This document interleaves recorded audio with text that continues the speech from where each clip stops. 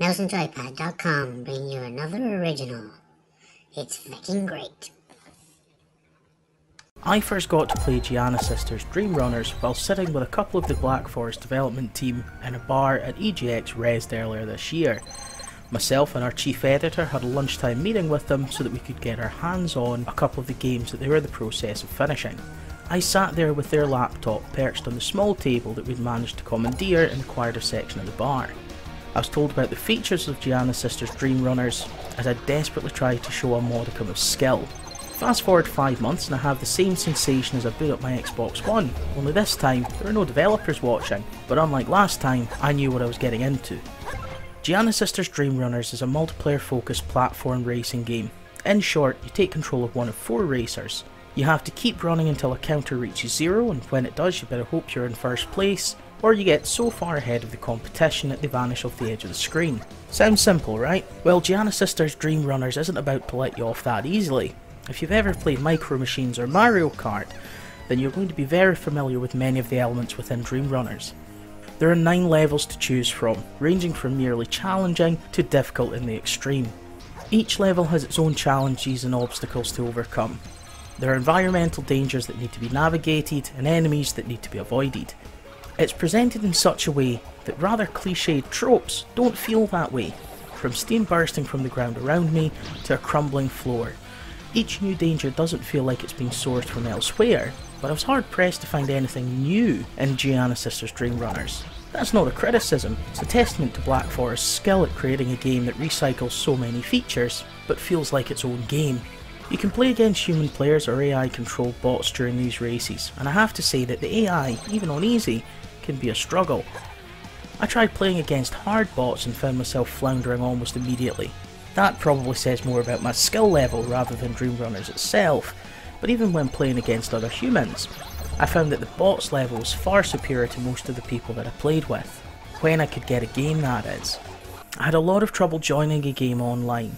After a long wait, it would either put me into the game by myself or dump me into a lobby with one other player. I was in for a couple of annoyingly long waits in order to get into a game with 3 human players. There is an option to add bots to make up any spaces, so it helps as a workaround, but it was annoying all the same. The other issue I have with Dream Runners is the lack of information on the controls. There's no option in the menu that lets us know the controls, features or anything like that. Instead, the first level on the list will pop up with hints at certain obstacles, just to let you know what to do. That's a fine idea in theory, but with the fast-paced and frantic gameplay, I barely had time to see the obstacle itself, let alone a small text box floating ominously nearby. It's the gameplay of Dream Runners that will divide audiences. It's your typical racer in terms of needing to finish first, but it has weapon pickups that can be used as terribly effective win buttons, or can often cost you the race, as I found out time and time again. There are 2 attack types, one that will launch a weapon in front of you to slow down the other racers, and one that will fire backwards so that you can increase your lead. There is another weapon that, every time I picked it up, it would catapult me completely at random. One time it fired me like a rocket in the wrong direction, and I died instantly. I found that aside from using the rear facing weapons, it was usually not worth the risk. You can also get a speed boost by collecting gems, and that will be invaluable if you start lagging behind. The artwork looks great, the levels are colourful, exciting and vibrant. There's an issue with a couple of the levels having the same coloured background as the colour of some of the hazards, which caused me a few problems. It's only in 2 of the maps, and after a few tries I was able to remember where they were so that I could avoid them. That's the trick with Dream Runners. Repetition's a good thing, and once you learn the course, then your chances of success will rise greatly.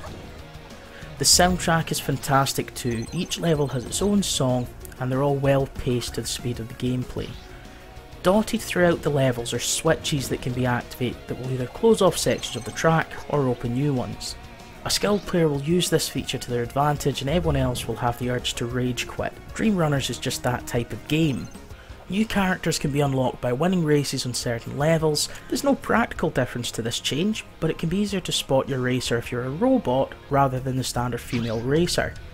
If all racers are in a closed up bunch, it can be easy to lose track of where you are, and before you know it, you've hit a hazard.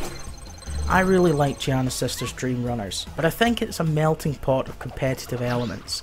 A last minute hit can cause you to lose a race, a mistimed jump or any lag online will inevitably lead to arguments. It's a fun party game that the whole family can enjoy. I for one love the competitiveness of it, but I don't think of Dream Runners as a racing game.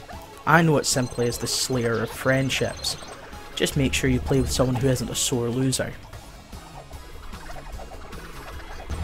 Giana's Sisters Dream Runners is a fantastic party game that has both online and local multiplayer. Fast-paced gameplay and frantic scrambles to overtake makes it a great game to play with all the family. There are only 9 levels at this time. It does get repetitive if you play against the AI constantly. However, when playing with a friend, it's a true competitive experience, and one that will probably end a few friendships.